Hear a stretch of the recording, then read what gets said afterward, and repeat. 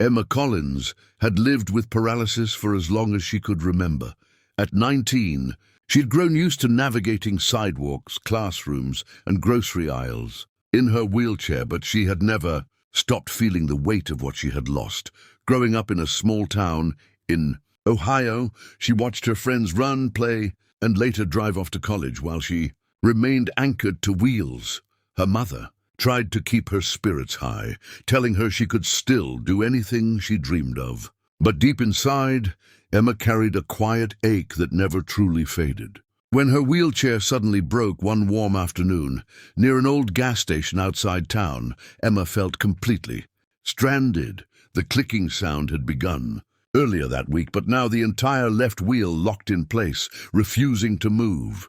She tried adjusting the rim, tapping the frame, even forcing the wheel to budge, but nothing worked.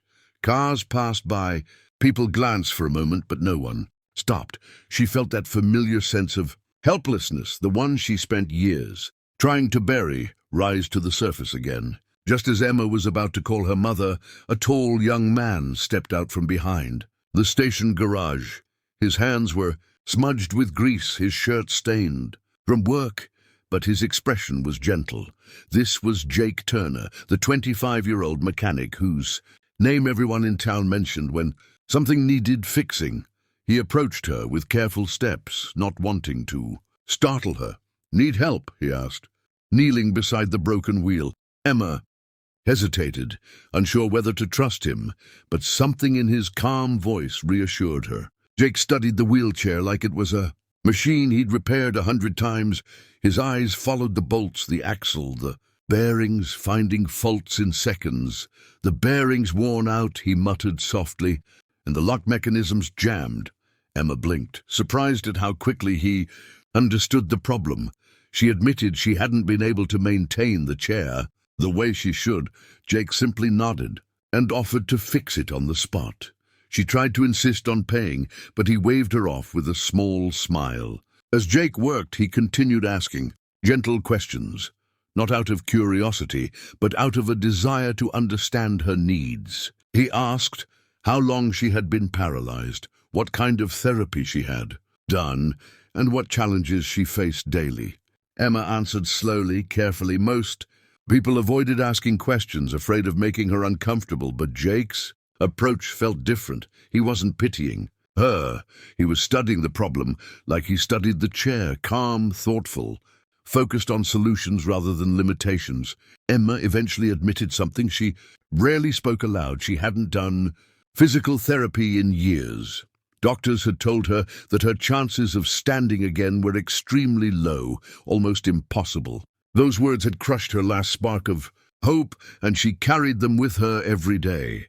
Jake paused at that, looking at her with an intensity she didn't expect. "Impossible doesn't mean you stop trying," he said quietly. The sentence struck Emma harder than she expected, stirring something deep inside her. Once the wheelchair was repaired, Jake asked her to try moving it. The wheels glided more smoothly than they had in months. Emma felt a wave of relief as she rolled forward, testing the new adjustments. Jake stood back, arms crossed, watching with satisfaction. For the first time in a long time, Emma felt seen, not as someone fragile or broken, but as someone worth helping without conditions. She thanked him sincerely, and he shrugged it off, saying helping her wasn't a burden. But what surprised Emma most was what Jake said next. He asked if she'd ever considered trying again, standing, moving, even just strengthening her legs. She froze, unsure how to respond. No one had asked her that since she was a child. People accepted her paralysis as permanent, so she learned to accept it too. Jake, however, didn't. He saw more in her than she saw in herself. His confidence didn't feel unrealistic. It felt strangely grounded, as if he genuinely believed recovery, even a tiny bit of it, might still be possible. That night, Emma couldn't shake the encounter from her mind. She replayed Jake's words over and over, feeling a stirring of hope she had long buried. It frightened her. Hope meant risking disappointment again. But the more she thought about the calm certainty in his expression, the more she felt something Inside her shifting, she remembered how effortlessly he had helped her, how warm his smile had been, and how sincerely he believed she shouldn't give up. A part of her wondered if she had given up too early. The next morning, Emma found herself rolling toward the same gas station, her heart pounding with uncertainty. She wasn't sure if Jake would be there, or if she even had the courage to speak to him again, but deep down she knew she wanted, not needed, but wanted to understand why a stranger cared so much about her progress. And when she arrived and saw him working under a truck, she almost turned away. But Jake noticed her instantly and waved her over like they had known each other for years. They talked for nearly an hour, sitting under the shade of the garage roof. Jake explained that he had been studying mobility assist designs online, fascinated by ways machines could supplement human strength. He told her he could build custom braces, supports, even new systems that might help her stand safely. Emma listened with disbelief. No one had ever talked to her this way, not even doctors. He wasn't promising miracles. He was offering effort, real effort. And for the first time in a long time, she felt like maybe she wasn't alone. By the time Emma left the station, something had changed inside her. She didn't know what would happen next, but she sensed that her life had just shifted in an unexpected direction. She wasn't suddenly cured, and she wasn't suddenly fearless, but she carried a new feeling with her, a quiet, warm spark of possibility, a spark she thought she had lost forever. And she couldn't help but wonder if Jake Turner, the mechanic who refused to see limits, might be the person who would help her discover a future she had stopped believing in. Jake didn't waste time after their second conversation. The very next day, he arrived at Emma's house carrying a small toolbox, a sketchbook, and a determined expression. Emma's mother was surprised to see him on their front porch, but when he explained why he was there, her expression softened. She invited him in, watching closely as he studied Emma's posture, leg position, and muscle response. He took notes, made small sketches, and asked permission before every adjustment. Emma felt a mix of embarrassment and curiosity, but Jake's professionalism made it easier. He wasn't treating her like someone broken. He was treating her like someone worth rebuilding. Over the next few days, Jake became a regular presence in their home. He worked long hours at the garage and still found time to stop by in the evenings. He brought small pieces of metal, custom straps, and handmade prototypes for Emma to test. Some felt uncomfortable, others too heavy, but Jake never seemed discouraged. Every time something didn't work, he adjusted his design immediately. Emma watched him sketch late into the night, his brow furrowed in concentration, as if helping her walk was the most important project of his life. One evening, Jake asked Emma to try a pair of basic support braces he had assembled earlier that week. Her heart raced as he carefully wrapped the straps around her legs, adjusting the fit until it felt secure. Emma's mother stood nearby, hands trembling with hope she tried to hide. Jake positioned himself in front of Emma, offering his hands but not pulling her. He wanted her to try. Emma took a deep breath, tightened her grip on the armrests, and pushed upward. Her legs trembled, sending sharp pain through her muscles, but she felt faintly something. A tiny shift, a tiny effort from her own body. The attempt lasted only seconds before she collapsed back into the chair, exhausted and shaking. Her eyes filled with tears of frustration. She whispered that she couldn't do it, that it was pointless, that she wasn't strong enough. Jake knelt down in front of her, steady but gentle, and reminded her that progress didn't happen in minutes or days. He told her that even feeling the tremble was a victory, a sign that her body still remembered movement.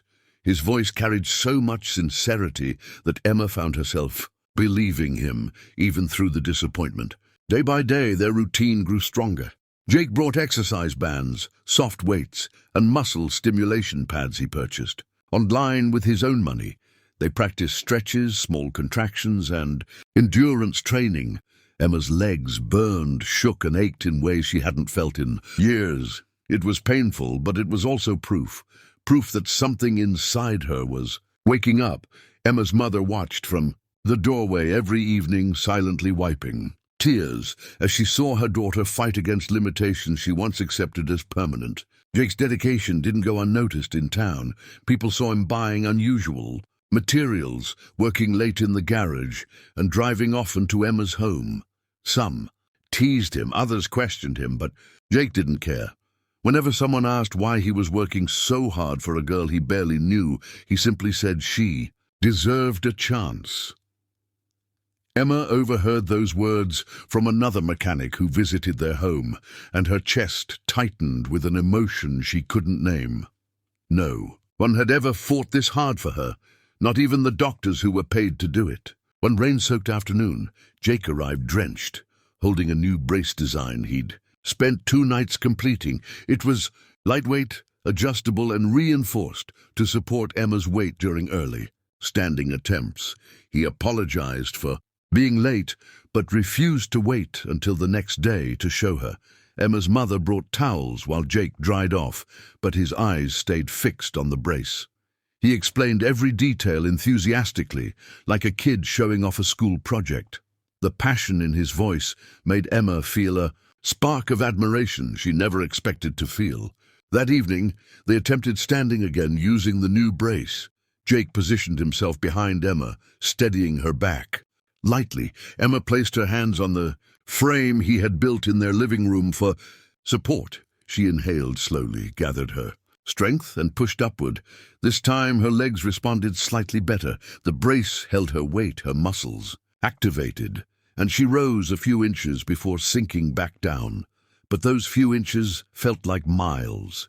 Emma burst into tears, not from pain, but from the overwhelming realization that she was closer to standing than she had been in over a decade. Jake celebrated the small victory quietly, respecting her emotions. He didn't shout or congratulate her loudly. Instead, he knelt beside her and whispered, "See, your body remembers. We just have to teach it." Again, that gentle reassurance meant more to Emma than any applause. For the first time, she began to believe that her future might actually hold something different, something bigger than she ever imagined. She wasn't ready to call it hope, but the feeling inside her was growing stronger every day. As the weeks passed, their bond deepened.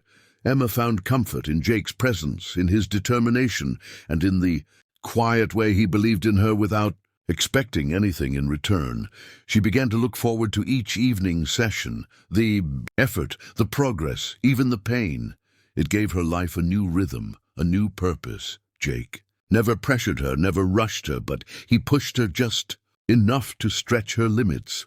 Together, they formed an unspoken understanding. He would build the tools, and she would give everything she had to use them. By the end of the month, Emma's progress was undeniable. Her legs grew stronger, her balance improved, and her confidence, once fragile and buried, began to grow.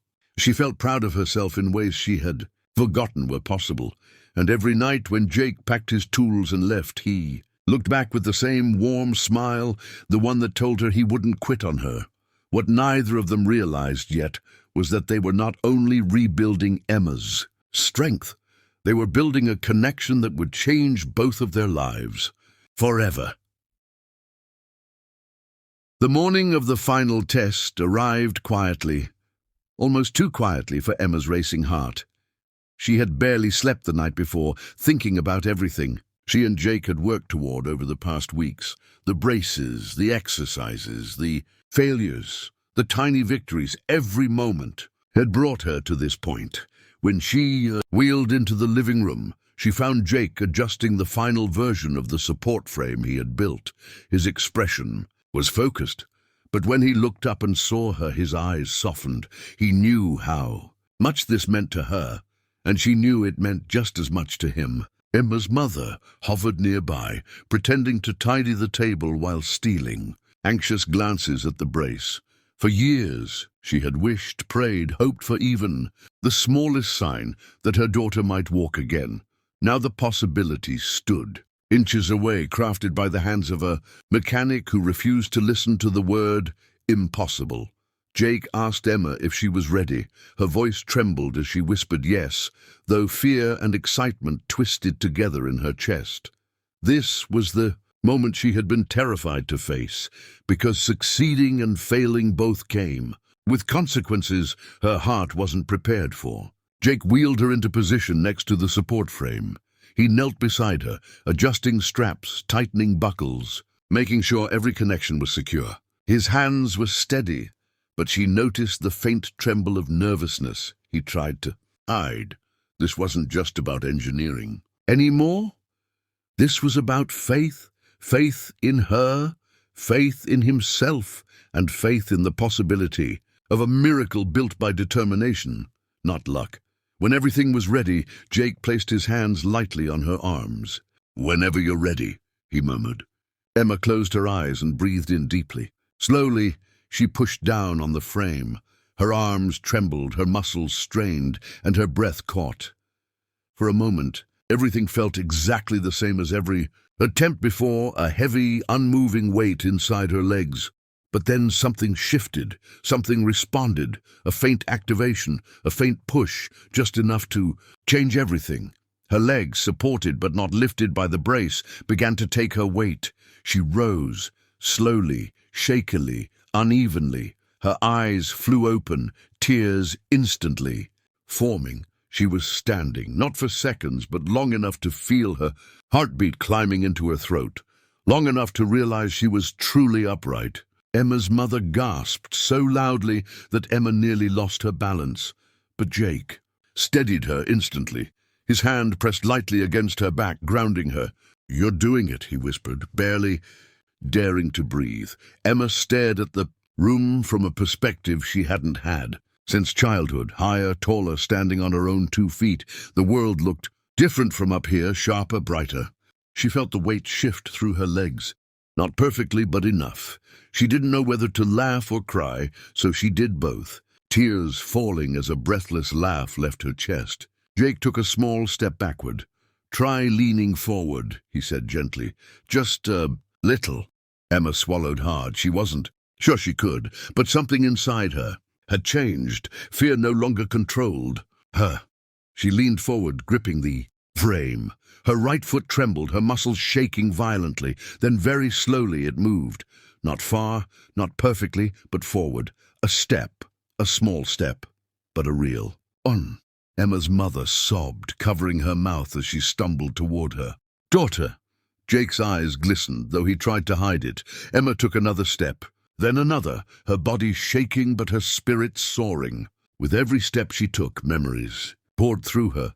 Doctors saying she'll never walk again, kids whispering at school, the nights she cried quietly so her mother wouldn't hear. All those moments seemed to melt away as she moved forward, supported by the brace, but driven entirely by her own strength. Emma reached out and her mother rushed to hold her. The embrace nearly made her lose balance, but Jake steadied them both, smiling softly as he watched the two women cry in each other's arms. It was a moment that felt bigger than the room, bigger than the years she had suffered. When Emma finally rested back into her wheelchair, her entire body trembling from effort, she couldn't stop smiling. Her face was wet with tears, her heart pounding like she had run a marathon. Jake knelt beside her again, wiping a tear off her cheek with the back of his thumb.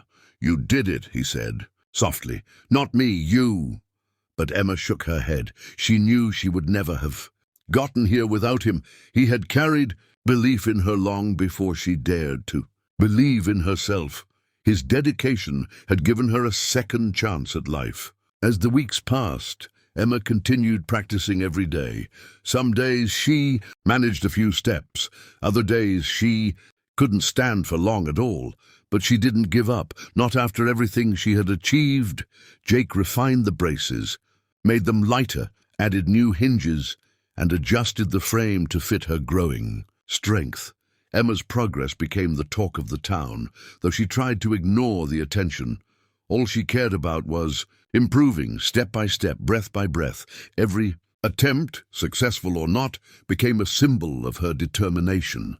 With time, Emma gained confidence. She could take several steps with Jake nearby, guiding her gently but never lifting her. Her mother recorded videos, tears shining in her eyes every time Emma stood.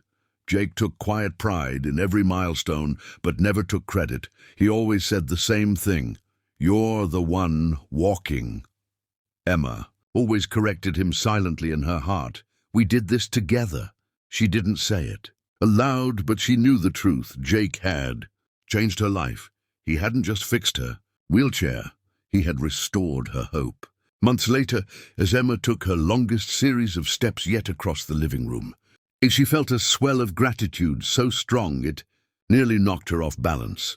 She looked at Jake, tired, sweaty, covered in grease from a day at the garage, and realized how deeply she appreciated him. He had given her more than mobility. He had given her back her future. And as Jake smiled at her with quiet pride, Emma understood something else. This wasn't just a story about walking again. It was a story about two lives that had changed each other forever, a miracle born not from magic but from perseverance, kindness, and a belief that refused to break.